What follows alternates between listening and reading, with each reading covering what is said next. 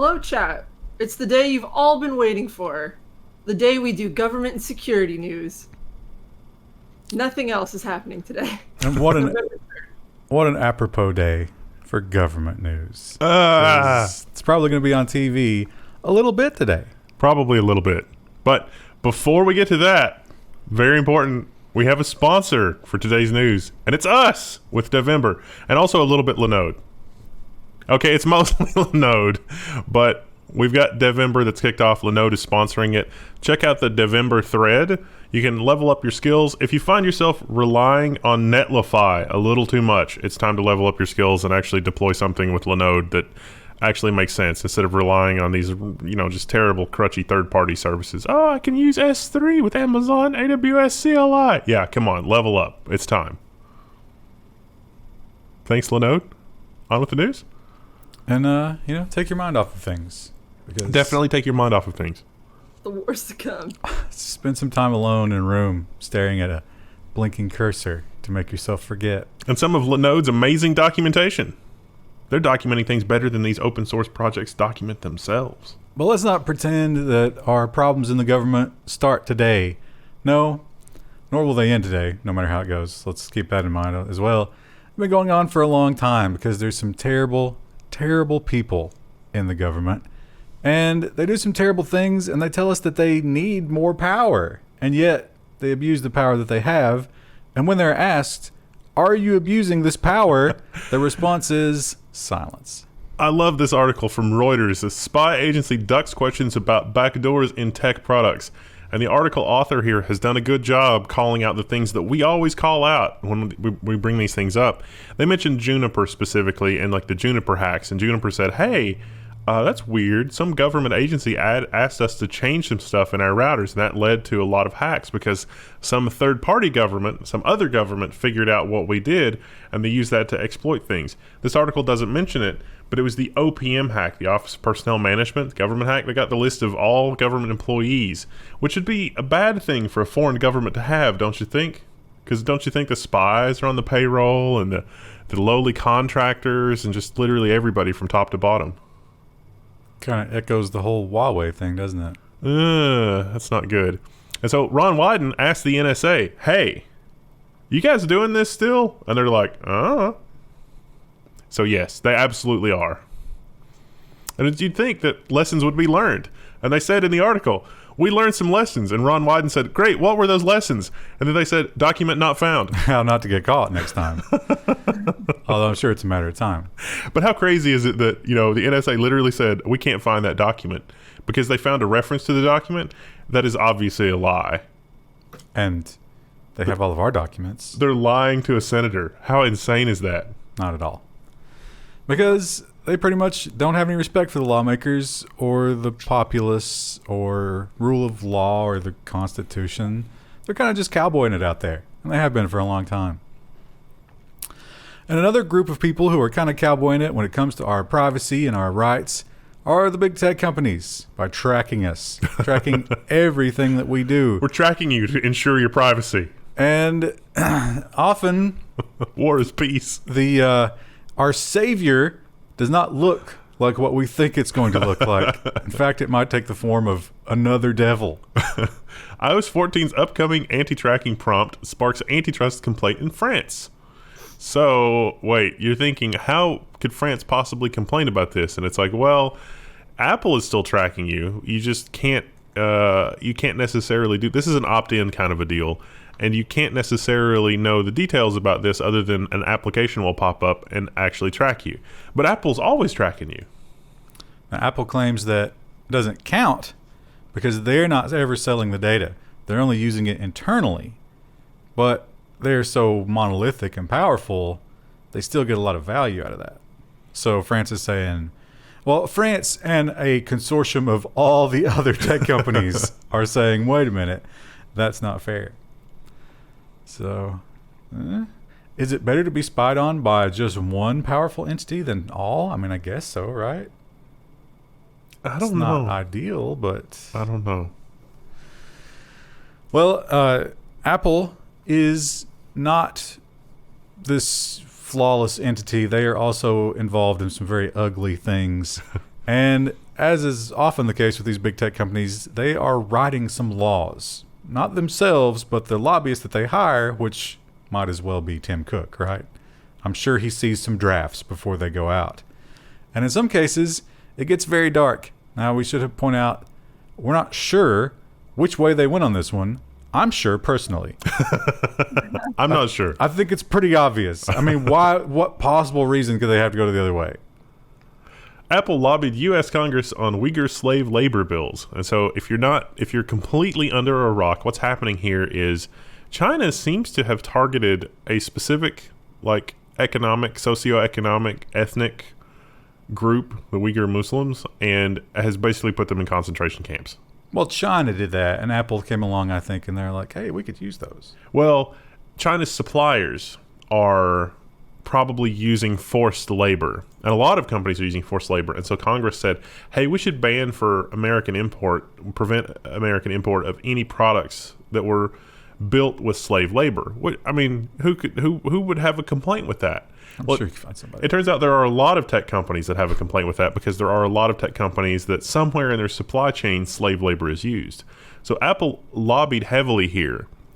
It could have been that they lobbied, we're not going to be able to import iPhones if you implement this. Right. That's possible.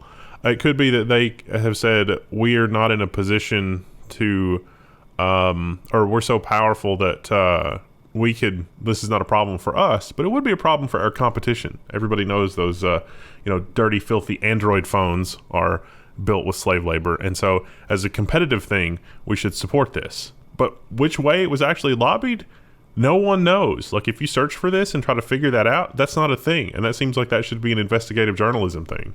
I think they went through their supplier list and they're like, ooh.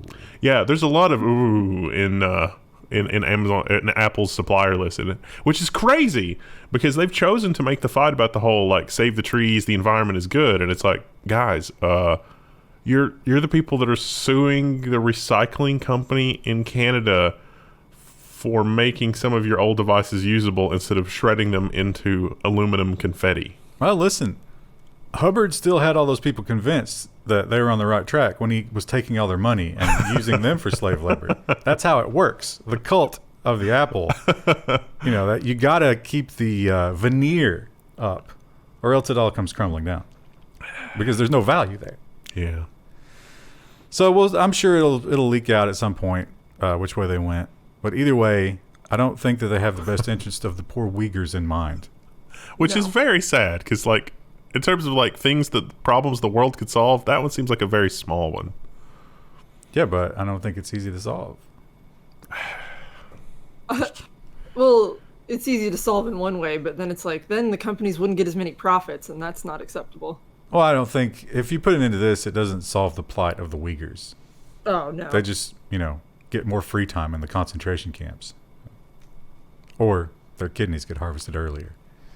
Can't make as many iPhones with only one kidney. It's gonna get darker no matter where we go. And if we go to war with China, they probably just gas them all, right? I mean, let's be serious. What happened before, but onto a more lighthearted note. Everybody loves it when the government websites get hacked, right? I mean, probably a lot of people are pissed off about this, but it's because of the thing that's happening today. Trump's campaign website hacked by cryptocurrency scammers. DonaldJTrump.com, and the other one, was it? I can't remember the other one. There were two. They were hacked. This thing was inserted. It's sort of a fake. This site was seized. It wasn't actually seized. It was a cryptocurrency scam. But brilliant the way they did it. Now, it was only up for about 5 minutes. The DonaldJTrump.com team was on the ball, although they might not be on the ball when it comes to security. But they gave you 2 Monero addresses, and it was like, okay, we have all this secret information that has to do with Trump. If you would like us to leak it, donate to Monero A. If you would like us to keep it a secret, donate to Monero B. Whichever gets more, that's the way that we'll go. Which way did it go? I was only up for 5 minutes. I don't know if they got anybody. And they didn't actually have the leak. It was all fake. So.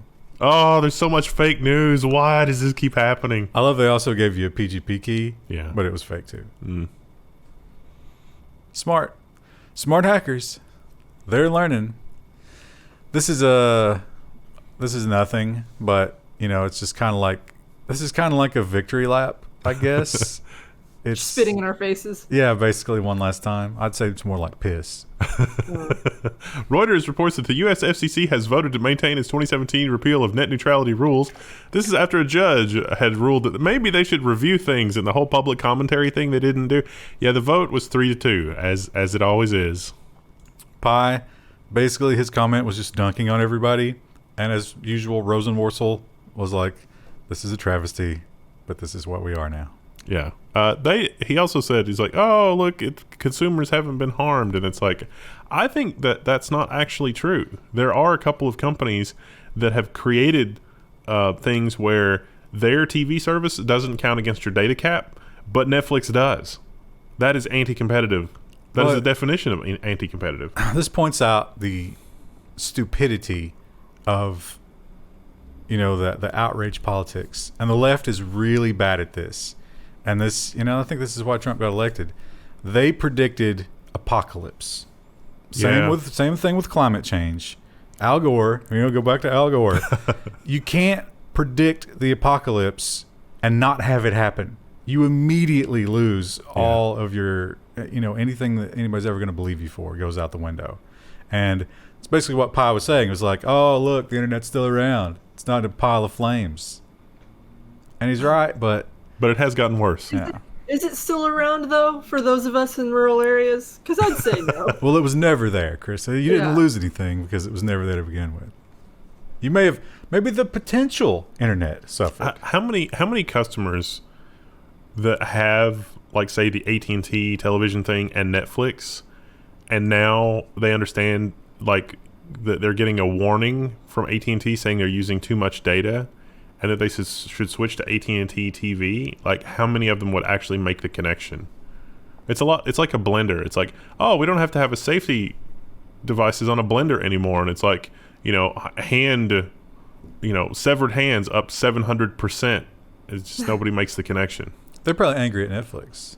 Yeah. Yeah, they think it's something on Netflix's end. Well, remember that was exactly what was happening, which kicked off this whole kerfuffle is, like, if you were on YouTube and Netflix, it got so bad that you would literally get the pop-up. Remember when Google added the pop-up? It's like, why is this buffering? And you click on it and be like, because your ISP is basically blackmailing us. They're holding you hostage. You're talking about YouTube. Yeah, YouTube. Well, Netflix did it too. Oh, did it? Yeah, you got the pop-up that's like, why is this buffering? We'll see. One thing about it, we probably won't know today, but I would say maybe by the end of the week we'll know if Mr. Pi still has a job. He always has a job with Verizon. Don't worry about him.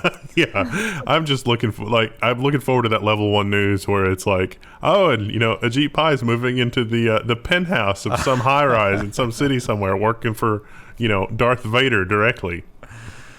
Well, Customs and Border Protection is probably another group that is on the edge of their seats for tonight's festivities. Because depending on which way that goes, probably going to affect their funding in the coming future. And this is maybe a rough headline to get right before that because it's not a good one. Customs and Border Patrol refuses to tell Congress how it's tracking Americans without a warrant. Again, Ron Wyden is like saying, hey, how is it that Customs and Border Patrol can know where people are? And it turns out Customs and Border Patrol are buying people's location data. That's something you can buy. They spent over $500,000 on that data last year, I think, according to this article. And so Ron Wyden's like, what legal theory makes you think you can sidestep the 14th Amendment by just buying access to this data? Meanwhile, a lot of other government agencies, took a collective deep breath, like, wait, what? That's not okay, or that might not be okay. Why is he getting all twisted about this? But then they asserted outrageously that its legal analysis is privileged and therefore does not have to be shared with Congress. So Ron Wyden disagrees with that. Whether or not this matters literally depends on the outcome of the election today. A second stream of urine right in the face of Ron Wyden, the second time this week. It really shows you the contempt a lot of these government agencies have for the elected officials. Or just, being honest and transparent with the American citizenry. It's like, I like to imagine that, like, in, like, I don't know, East Germany or something, that it's like when stuff was happening, it was like, no, this is the bribe. This is how you have to do it. You have to bribe it. And it's like, okay, that sounds good. But here you don't know. You don't know what's going on. And that's more terrifying than what's actually going on. But the root of the problem probably isn't Customs and Border Protection. The root of the problem is that all of this is so widely available for so cheap. Yeah. And maybe do something about that. Yeah. Maybe selling data has to become, a little bit more of a regulated thing. I hate to say that, but it really is out of control. And I think the worst part about selling data is that you have no idea when you're the product. Do you find that, being, and I'm going to assume that you're, a technology enthusiast, but it's a little, the juxtaposition of being a technology enthusiast, and it's like, I can't download the latest apps and games and crap and play around with my phone because I don't know who's selling that data. And I don't want to be tracked. Not only do you not know, but you know damn sure 1 out of 4 at least is going to screw you. Yeah. And so it's just like, I literally can't trust software because everything is out to get me. And that sounds like paranoia, but no, that's actually how it is. And none of that, but you find a nice VPN that you trust, or you find an app that you're like, okay, I follow this developer on Twitter and I know, and then they're like, oh, an offer? We'll take that. And then all of a sudden you can't trust it. It's going to send me into existential depression if I find out Pixel Dungeon's got some kind of tracker in it. Well, they open sourced it. There's like 1 billion versions of Pixel Dungeon. I would say 500 million of them have trackers. Yeah, that's probably true. The other big, that dog's getting rowdy back there, Krista. She's wandering around sniffing stuff, and then a second ago she was trying to nudge a lamp off the table. She's attacked the pillow. Don't lick the pillow, Rue. That's gross. What are you eating? The pillow. Narrator, the pillow. She licked some lint off it and then was like, lay down. Are you gonna lay down? We need to add a full screen Rue trigger for when she gets rowdy, because we can barely see her. Yeah. Oh, she's laying down now. She just didn't want this pillow in her way. Okay. Good dog. Lay down. I'll tuck you in. All right. She's good now.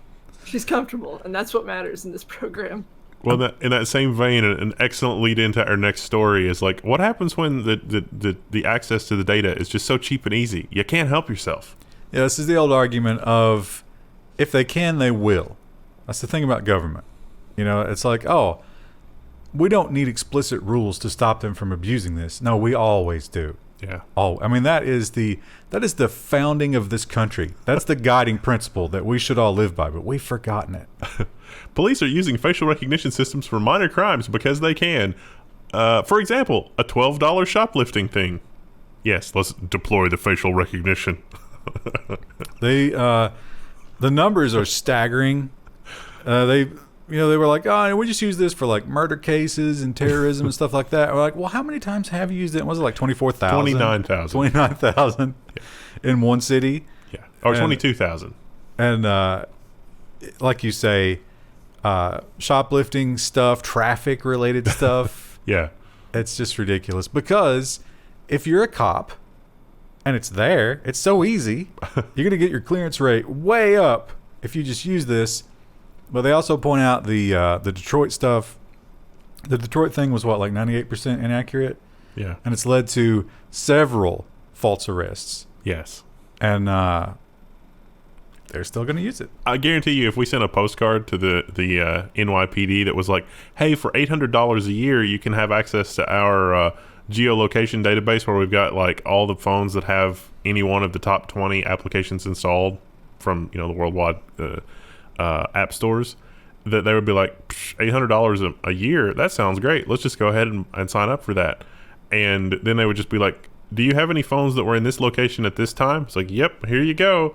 And there's not it's a no-brainer. Of course they would do that, because it's easier than doing whatever else that they do for actual police work. Well, they are doing that. It's that Ventel company. Yeah. That's what Customs and Border Protection is doing. We're all doing it. The other law enforcement agencies that aren't doing it yet just don't know. Or they don't have the extra budget to pay for it yet. It's getting cheap, though. Yeah, it is. One of the silver linings of today is that officially today, for a little while at least, all the political campaigning is over. Woohoo! And yet here you are watching the Level 1 news, and it's just like I'm missing out on all that sweet compost material. I'm not going to get any mail. Are the inks and dyes and stuff good for the compost? The thing is, like, these people are paying for top dollar, like, quality material. So, like, some of it, when it's really glossy, I can't compost. Wow. And that really sucks. That's so sad. It has to go in the recycling bin. Does that influence your vote? It does. I'm like, no, you guys have to do the cheaper stuff. I can't compost it. here's the candidate that I can't agree with, but there's a tree seed embedded in this sheet of paper. I can just bury this sheet of paper in my yard and have a lovely tree. And then you grow it, and it's one of those Chinese Like the invasive seeds. species. Yeah.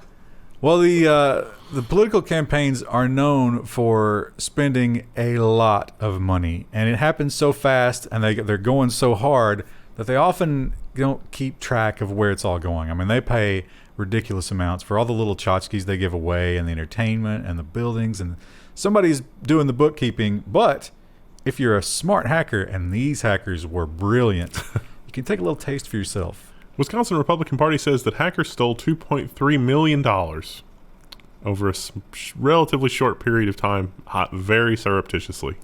So what they did is they got into the system, they fished their way in, and they found the invoice system. But rather than create new invoices, which would probably raise a flag, they went into the services rendered invoice folder, which were unpaid, and just changed the payment details to themselves. So these were companies that made like the MAGA hats and stuff like that. And these rallies had already happened. They just, because the government pays real slow. They haven't paid yet. So when payment time This came isn't around, even really the government, and it still pays real slow. yeah, and when the payment time came around, 2.3 million to these guys. Takes years to get paid in some cases. Rue didn't like that one. Rue didn't like that. She saw the neighbor's dog outside. You can get Rue a little like MAGA vest to wear. No, you got to have no political signage outside your house because you don't want your house to be the first one to go up in the burnings. Yeah, someone might try to hit her with a car. That'd be safe. Yeah. Well, maybe to stir up some support for themselves, because they're not getting much from the people at this point, as much as they abuse them, the FBI and Homeland Security have issued a scary warning.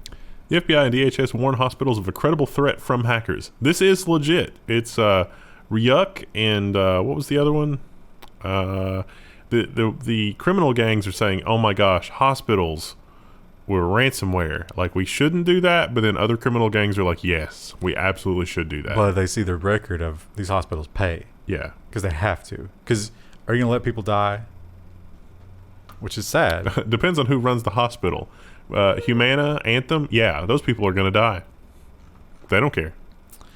So, or if you're a small rural hospital and you can't afford to pay them, watch out for that. Most of those were bought by private equity and have been systematically dismantled. They're part of a health group that operates the entire state. Now, there was the story about the one hospital, that was in Europe somewhere, wasn't it? Where they shut it down, I think it was Germany, and they had to reroute a patient to go to another hospital because everything was locked up, and she died on the way there. Yeah. So ransomware has killed somebody at this point.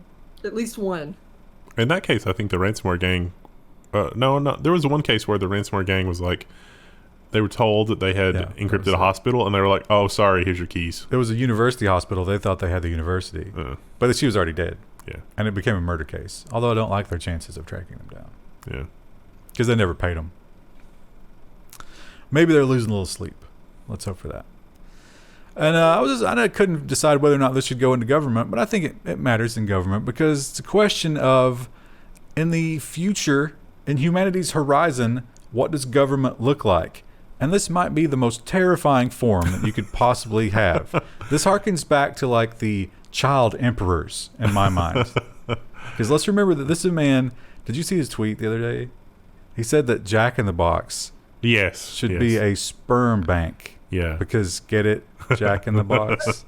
Like, I mean, listen, I don't love this guy either, but like that's the most minor thing he's tweeted. If he just wants to tweet stupid stuff like that all day, let him. I think after the last Tesla earnings, he's like the 4th or 5th richest in the world, right?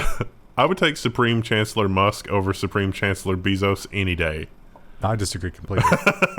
Bezos would be a harsh ruler. Yes. But he would be all about capitalism. And I can get behind that. Yeah. Musk would be just like an angsty teenager. Like Musk would change the laws every day. Yeah. And if you spoke out against him, he'd have you killed. I think that's true of either one of them. Yeah, I think Bezos would do that too. Elon Musk's SpaceX will make its own laws on Mars. No Earth-based government has authority or sovereignty over Martian activities, SpaceX claims. This is actually in the terms of service. So some of the people that were signing up for the SpaceX beta, you know, the terrestrial internet offered by its satellite access, in the terms of service, somebody was looking at it and it was like, wait a minute, it's saying here that I agree that these things don't apply to Mars and that, you know, no Earth-based government has authority over Martian or lunar activities. It included the moon as well. I seem to recall, and I might be misremembering this, or it might be something from like a sci-fi movie that I just filed away as a true fact. I thought like everything in space, like you couldn't put claims of things in space for different nations. Yeah, there's this international treaty that's a thing, but it's a little bit out the window because I think the U.S. government has started to allow claims to be staked on the moon. Yeah, so it's an international treaty, but now that the moon is actually in play, they've already announced that it's kind of like, it's sort of like a homestead type of thing. If you improve it and you're like making money from it, you can have it. But I got news for Mr. Musk. If civilian ships don't have weapons and government ships do, guess who's in charge? So across the pond, I'm having trouble reading this. Oh, right, yeah. Amazon. Amazon, of course, has this special thing on their store to prevent privacy, which means that... Piracy. No, yeah. Did I say privacy? Yeah. It's actually counterfeiting. Both were wrong. So brand piracy, that would apply. So Apple, for example. Apple is the best example. If I have... the evilest example. If I order a pallet of iPads, and I'm like, yes, I will sell these iPads for a profit on Amazon. No, I won't. Because of this. Amazon, I can't read the headline. Apple probed by Germany. Apple has been probed by Germany over online sales curbs. Basically, if you want to sell on Amazon and the brand, like Apple or Gucci or Hugo Boss or any of those name brands, takes issue with you selling their brand of products, even if they're legit, that's not okay.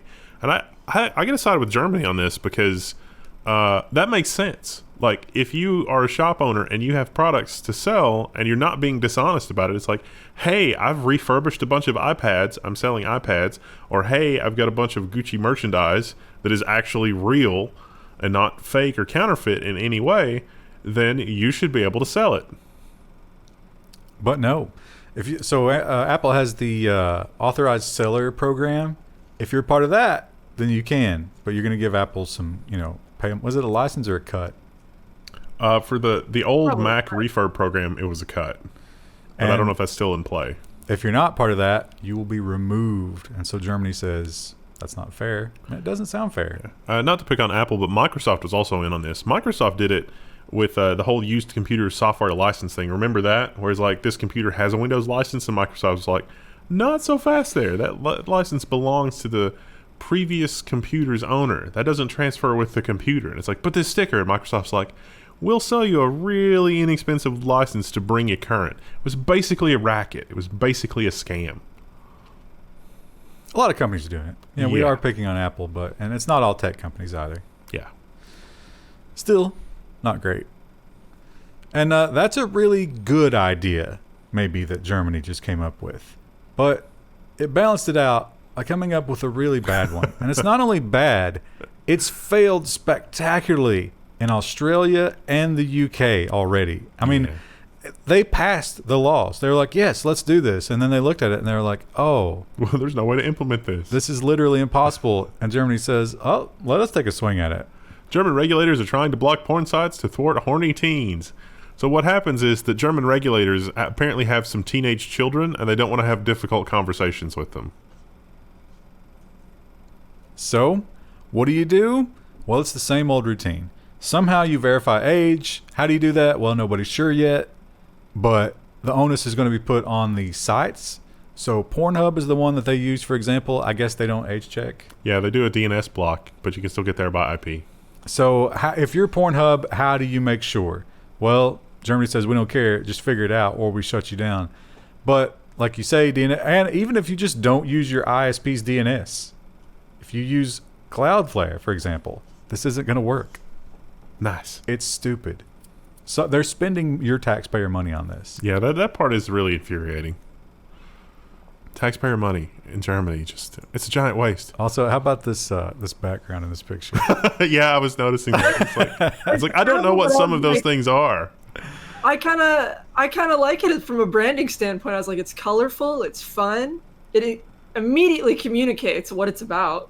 Well, so we got one of them's a riding crop, one's a paddle, one is beads. I won't say what kind of beads. You got a Hitachi there. I don't know about this. That's a tail. Oh yeah, a plug. Now what about this? I don't know. This is a piercing, right? Is it? Yeah, I guess so. Engagement challenge. What is this? I don't know what that is. I'm sure we'll be surprised. Somebody knows, though. Don't worry. Someone knows. will tell us. Another little bit of good news out of the EU, and we need this here. Yes. Immediately. Mobile networks banned from selling locked phones. Well, you buy a phone for a lot of money, and then it's owned by the carrier. Not really, but it won't let it work on anything else. Like, I want to switch carriers. Nope, you're locked in. So these companies will be the ones who are affected. Some of the other ones already don't do this, but if you are part of these guys, good news. However, doesn't go into effect for a while. December 2021. So you have to suffer another year. I was helping a family member with an iPhone 6. Wow. iPhone 6. It's paid for. It has long since been paid for. And it is still carrier locked. And you're supposed to be able to, by law here in the US, call and have the phone unlocked. So I called the carrier and I was like, here's the IMEI number. I need you to unlock it. And they were like, oh, we can't because you don't have a current account. And it's like, the law doesn't say anything about having a current account. The law says you have to unlock this. They didn't. It's a brick. Wow. Nothing I can do. I mean, yeah, you can actually get a third-party unlock. You can pay like $5, and somehow it'll unlock the phone. But that is like, where's Ron Wyden when you need him on that? He's got his hands full. This is not new information, is it? No. I forgot to cut this one. One-tab users, watch out. We talked about the bunker. There's some more detail about it, but we knew. I've already pressed X. That's fine. This one was exciting. I didn't expect this to settle for this little. I figured this would be a bigger kerfuffle. Another big, because we have all the big tech companies and the lawsuits and stuff, and they shake out, but then they appeal, and these just go on and on and on. I'd forgotten about this when it's been in ongoing. Yeah, I mean, it just takes forever for these things to shake out. So maybe this is the last call for this one. I don't know. It's such a small amount. I think they just do it, right? Yeah. Just get it out of here. Taiwan's UMC to pay $60 million fine to settle U.S. trade secrets case. So Macron was at the heart of this here in the U.S. USMC, I guess, didn't This like... was not the United States Marine Corps. Yeah. There's a United Memory Company or something like that. It's a Taiwanese company. S. Oh, I'm sorry. United States... There's no S. Yeah, there's no S. Well, I mean, I was like, United States Marine Corps. Oh, yeah, USMC. This is UMC. United Memory Company. Something like that. It's a Taiwanese company. But they partner with Micron, which is a U.S. company. That's why I was getting confused, because I was saying it was a U.S. company. And I guess UMC didn't like the royalties or the rates, so they tried to partner with, like, Fuxing something, a Chinese company. I couldn't pronounce it. Basically, to have some of the stuff done in China. But it seems to have been little more than, hey, you take the special sauce that Micron has, produce it in China where the IP laws are a little weaker, and we'll still do stuff with it here in Taiwan. U.S. regulators sort of saw through that. There was an employee, too. Yeah. Who, I was like, oh, I don't work here anymore. I work over here. And all of a sudden they had all the technology. Yeah. So I can't say that I'm super surprised that this played out this way, but literally the same thing happened with TSMC but not any American companies like Taiwan Semiconductor Manufacturing Company. A Chinese company came in and hired a bunch of TSMC people earlier this year, probably with the same kind of motivation, same kind of an idea involved. So we'll see how that plays out. If tonight's festivities go red, we're going to hear a lot more about Article 230. That has to do with, can these online places, YouTube and Facebook and Google specifically, be held responsible for the content that is posted on their systems? Can they really be expected to police all that? Team Red says, yes, they have to be, and if there's something on there we don't like, they must be punished. This is perhaps a cautionary tale of where that might go. Iranian YouTube CEO sentenced to 10 years over video uploaded by user. So, yeah, I mean, that's the whole story. 10 years in prison. Now, you might be thinking... Level1 forums, if that happens here. You might be thinking, well, what sort of horror did this person post? So it was a video, and it was aimed at children. I think that's really what doomed them. But the question they posed, and you're thinking, oh, was this like pornography or something like horrible stuff? No, the question they posed was, do you know where you came from? Talking about childbirth. 10 years. And this is also one of the richest Iranian men. So think about like Elon Musk goes to jail for a tweet. That's this kind of thing. If he keeps it up with baiting with the SEC, we might see that. He probably should be in jail. Let's be honest. He hasn't stopped. And Pakistan is another country where the government takes a dim view of online freedoms, to be sure. I guess no country really champions online freedoms as much as they should, but Pakistan way on the other end of the spectrum. And there's this whole thing going on in France that has really angered them. Reuters reports that Pakistan's PM takes aim at Macron and asks Facebook to ban Islamophobic content. But see, it's more complicated than that, because there's a teacher that was killed, and it was the whole like depicting a picture of the Prophet Muhammad thing. Well, it goes back to the Charlie Hebdo thing. Yeah. So they published a cartoon of Muhammad. Now, in Islam, you're not supposed to have any depiction of Muhammad, and that led to a terrorist attack. They killed most of the people in that organization, didn't they? So now, I think it's the anniversary of that, or was recently. And Macron spoke against that. But this teacher was teaching about religious freedom. And in the religious freedom class, showed the cartoon. I think it was that cartoon, right? Yeah. And of course, was then beheaded. And Macron, had a problem with that. As you might. Yeah. And then, Pakistan is saying, no, that's Islamophobic. And I could see that would maybe lead to some Islamophobia, but for what Macron said, was carefully crafted not to do that. But some people are terrible. So I don't... Well, their argument is not... It's ridiculous. Because they're saying that's like, of course you got beheaded. You said bad things about our God. Yeah. That makes perfect sense to us, right? Yeah. And, therein lies the problem. Yeah. We're bordering on another salty comment section.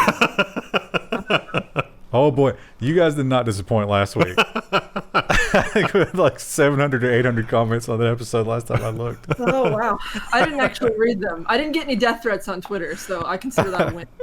But when you prompted people for the Friday to say nice things, they did. Thank you. They were very nice. Thank you. Switching to security, this one sounds kind of bad. It's actually not that bad, because there's not a lot you can do with it, but there is one particular thing you can do with it that I'm sure Intel is not happy about. In a first, researchers extract the secret key used to encrypt Intel CPU code. Hackers can now reverse engineer updates or write their own custom firmware. This is exciting. It's going to lead to custom hackerific microcode. And the microcode is where all the secret sauce is. The microcode is what lets me overclock my dual Xeon E5 Broadwell V3 CPUs to almost 4.5 gigahertz. It was a bug in an early version of the microcode. And so this actually will open up a lot of really interesting stuff. Also, will probably open up some really amazing vectors for some incredible state-sponsored malware. So this is this is not the current architecture though. This is Goldmont. Yeah, Celeron, Pentium, or Atom. Oh, but it's coming. But if you if you modify that, it also doesn't survive a reboot. Well, that's microcode. That's So, fine. I get the hacked up firmware in a BIOS. You'll have to have something plugged into it every time.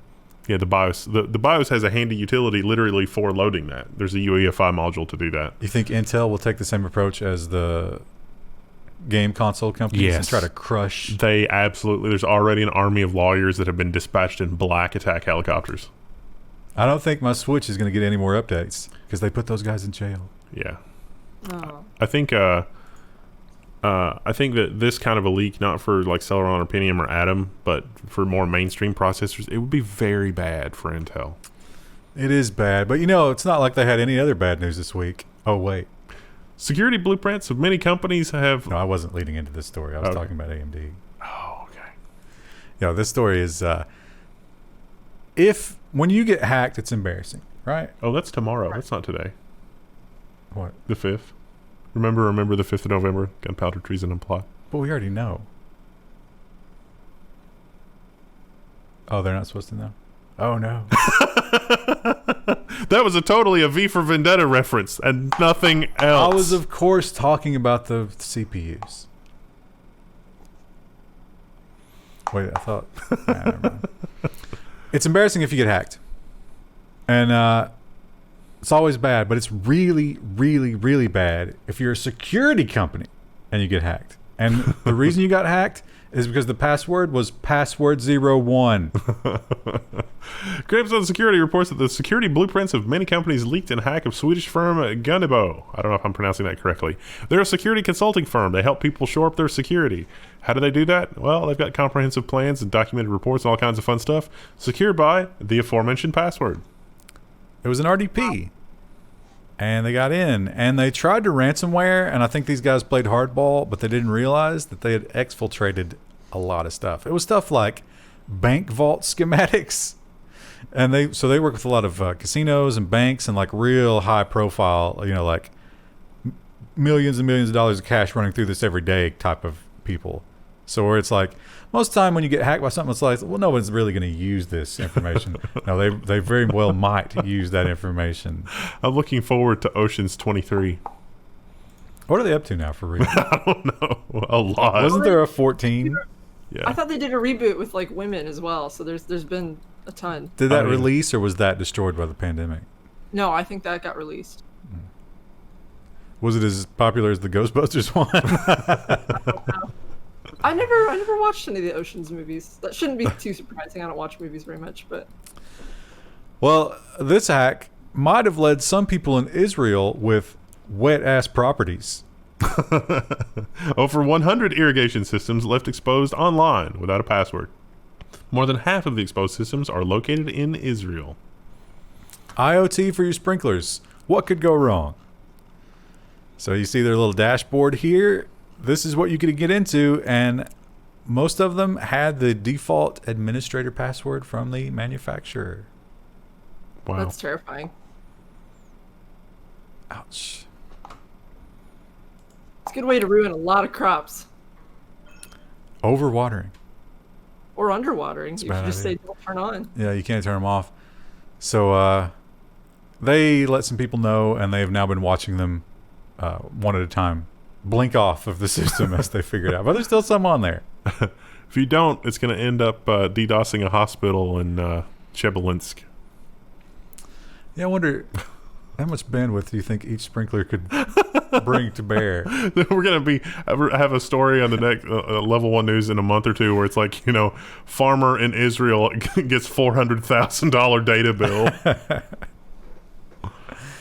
Well, ransomware is not just useful on sprinklers or security companies. It's also useful on small government. Actually, it's probably the most successful there because they're bad at security and they have to do something. And of course, today's the big day, but here in the U.S., it's kind of unprecedented. We've been early voting and voting by mail. Have you seen the headlines where it's like, Texas already has more votes than they had last year?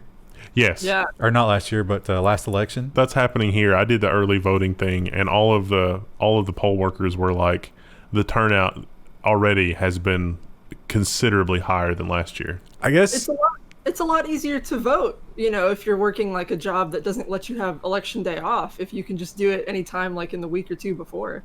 We're always doing those campaigns where it's like, get out there and vote. And who knew that all we had to do was basically start a civil war? I thought you were going to say make it easier to vote, but okay. I don't think that's what's doing it. I think people are just, enraged. They want their team to win so badly. Anyway, it happened in Georgia, and they had to fall back to the archaic methods. Ransomware hit a Georgia county. That did not stop its ballot counting.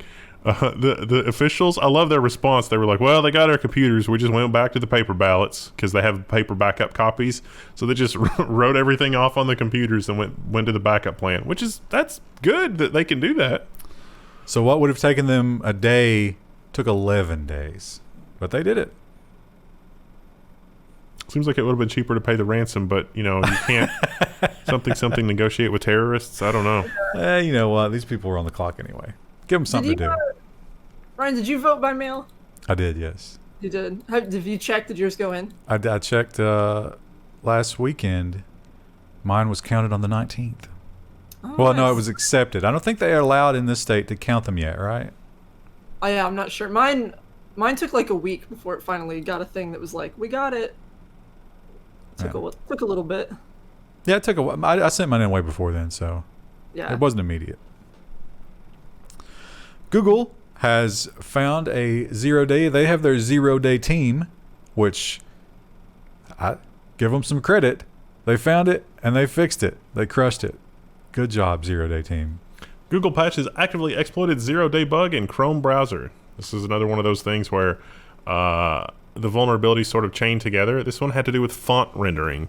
And so it turns out a malicious font can be used to completely own everything. Krista, what if the fonts turn against us? That's literally what happened. Yeah. And if you got that little arrow on your Chrome browser right now, don't ignore it anymore. Because the font could get you. Just have to go back to web-safe fonts. Please no. Now, Chrome gives you this really cool feature to delete all of your cookies and all the garbage every time you close it out. If you're really security-minded, you don't want that convenience, you turn that on, and you can be confident that it's going to delete all that stuff and you don't get in trouble with it. Except was one very specific exception. Chromebug meant browser didn't respect user requests to delete Google site data. So you go into Chrome and it's like delete all cookies. Yeah, but it's not going to delete your YouTube cookies and it's not going to delete your Gmail cookies or some other Google and YouTube cookies. And it's funny. I joked about this on the Level 1 news like a year ago, and I just thought that was by design. They claim that it had to do with some upgrades they made to another system. I don't know if I believe that. I think it was by design because it was like, oh, it's going to, you don't really want to log out of your account, do you? And it's like, no. I think there used to be an extra prompt in there. So they say they're going to fix it now. Hold your breath. Any day now, they'll fix it. You know what I would really like them to fix? The Android migration thing. Because, like, for our test phones, like when I'm doing migrations and backups and stuff, like, if you do the online backup and then restore a backup to a phone, it'll reinstall some of your applications, but not all of them. And the ones that it does reinstall, it doesn't actually reset up. So, like, if you have Teams, for example, or Netflix or something that has some user data, it doesn't restore the data. It doesn't restore the application data. Pixel Dungeon doesn't restore it. If you have one phone sitting next to another phone and you do the, like, direct phone-to-phone transfer, all it does is transfer your Google accounts. It doesn't transfer any data. It doesn't do any backups or anything like that. If I go in the command line and I copy the data myself using ADB, that works fine. There's no excuse for that, Google, in 2020. No excuse. I'm sure they have a ton of excuses for you. Just ask. Cameras in the workplace. It is becoming more and more common. We talked last week about the new excuse is, of course, the pandemic, right? Got to put these cameras in here because we had to make sure that you're not getting too close to each other and breathing each other's air. And as with all the things we've talked about today, if it can be abused, it will be abused. And it was in a very sad way. Surveillance startup used its own cameras to harass its coworkers. Employees at Verkada accessed the company's facial recognition system to take photos of women and colleagues and make sexually explicit jokes. Now this is why most women don't want cameras in their workplaces. I need another I need another engagement challenge here. Okay. Do you understand what this means? Face match. Find me a squirt. No idea. So they were looking at one of the female employees. He posted a screenshot, I guess. And this is what I don't understand it. Krista, what does this mean? Wait, what is it? It's what are you looking face match, find me a squirt. What does that mean? I don't know, but that's the thing that the women were up in arms about. Somehow that's sexualized. I don't understand it. I'm sure the people can define it for us. It wasn't the only thing, but it turned out there was this Slack channel that was just for harassing women. Harassment, the women didn't know. Is that really harassment if they don't know? Yes. Is it? Yeah. I would think it would be a different word. Objectifying? Yeah, I was going to go with objectifying, but it's not. That doesn't rise to a high enough level. Environment. You kind of cut out there, Krista. What was it? It creates a non-professional environment. Oh, I'm not arguing that. Yeah. Yeah, absolutely. So these guys got caught. Now, when it was just an internal thing, they took them aside and they were like, listen, we're going to give you two choices. Either you resign or we're going to take a bunch of your stock options away. And they're all like, yes, take my stock options because I love this job. This was the sales team, by the way. And then the story got out. And they had to go back and they're like, okay, you're done. We can't survive this. But yeah, unfortunate. Because that company, their whole service is cameras and facial recognition, stuff like that. By the way, the people that make up that company, not an atypical cross-section of the population that would be using that technology as well. So, Yeah. little preview of how, like, law enforcement face recognition, Oh my business face recognition. God. The gallows humor in like EMT and law enforcement and stuff like that, they are going to be looking at pictures of corpses and making jokes about that the facial recognition comes up with. The jokes are so pervasive that no one laughs at Weekend at Bernie's anything anymore because it's all Weekend at Bernie's. I like the last quote in this article. The big picture for me, having worked at this company, is that it has really opened my eyes to how surveillance can be abused by people in power. How did you never think, like, oh, they would never do that? I literally only had to build the concentration camps to understand how they would actually be used. Oh, Lord. And finally, now we have talked about this in the past, the U.S. military is getting into Twitch because they find it to be a huge recruiting tool. I mean, if you're watching Call of Duty, you might get all stirred up and you're like, oh, I want to do that. How can I do that? And then they're like, hey, call a recruiter. Yeah, come do this in IRL. And it's apparently pretty effective, so they're doing more and more of it. But the thing about Twitch is the chat can get a little wild. Krista, there's a guy that you banned on our Twitch channel, and he messages our account every day begging to come back. Really? Yeah, he's apologized so many times. Was that the one who was just going it was getting worse and worse, and I was only kind of half seeing it, but even our chat, longtime members of our chat who are known to kind of push buttons, they were like, dude, you need to calm down. I was like, if these guys are saying this guy's saying crazy stuff, he's I should send you those messages, but he's so apologetic. He really wants to come back. Maybe we should let him just to see what happens. Maybe. If he starts that crap again, we'll probably let him back, and he'll just start spamming swastikas immediately. Anyway, is that not funny? Who does not laugh at fluff? No, I don't understand why everyone's upset. No. Anyway, the Twitch chat can get unruly, and they can ask you some really they're really good at cutting to the bone. Yeah. Some of those people have a knack for it, and they certainly did so in the military channels. So much that there's now documentation that they give you when you become a military streamer. The U.S. Navy has a manual for when Twitch viewers ask about war crimes. It would seem that the Navy prefers that their Twitch channel not discuss war crimes. So you get this is 4 possible options. Right. Can you see that? No, I can't see. Very small. Oh, it's not much better. So if you have concerns about Navy policies or actions, I suggest you contact federal elected officials from your state. And there's stuff about blah, blah, blah. It's all very friendly, and don't talk about the war crimes. Now, there's also a flow chart, just in case you're not sure what to do. In their defense, they don't ever say censor. Just don't respond. Don't engage with it. You know, the first thing that popped into my mind when I saw the response decision tree, Idiocracy, the movie. Like when they're in the hospital and it's like, you know, which thing is wrong with you? And he's like, you hit the button and it's like, is this what we've come to? Is this it? I suspect the reason they did this is because they wanted to avoid, one of those, like, because some of these guys, the way that they train you in the military, they install a lot of that patriotism and like gung-ho, and it has to be like that, right? Because you can't question anything when you're on a battlefield. You just have to do what they tell you.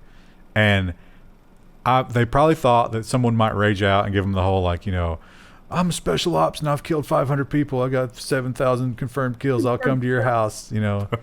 Like doing that IRL would be very embarrassing. Yeah. Hilarious, but embarrassing. That would be great. Also, this website, I'm completely distracted by the ad with the little puppy dog in the background. We only get a little bit of the puppy dog because we got the browser smaller. So it's very cute. Oh, I see it. It wraps around. Yeah. Yeah, it's like a big wraparound background ad. Effective. It doesn't make me want to buy t-shirts. No, it makes me want to hug my dog, who's currently looking out the window. All right. Well, Chris, I think today's goodbye has to be a election 2020 goodbye. Goodbye. I guess it could be more cheerful because it's over, but for now. But the election might be over. But, well, I don't think it's going to be over today. I think we won't know. Oh, that's true. We're recording this in the future, if you can't tell, chat. But by today, I mean Tuesday. Tuesday, yeah. We probably won't know until like the end of next week, at the earliest. You think that the news cycle will be annoying next week? Yes. My mental health's already spiraling. I'm going to have to just ignore it as much as I can. Why don't you just turn to alcohol, Krista? Every day, the siren call gets louder. We've got the 5th of November, which is the most exciting day of the week. You could, here's a great, if you love Twitter and you want Twitter, notoriety, here's a great picture that you can tweet. Go get a fifth of your favorite liquor and like drain about half of it and then put your I voted sticker on it. Take a picture of that. Yeah, just tweet like sticker. You don't get that if you vote by mail. All right. We'll see you tomorrow, and hopefully internet still exists. Bye.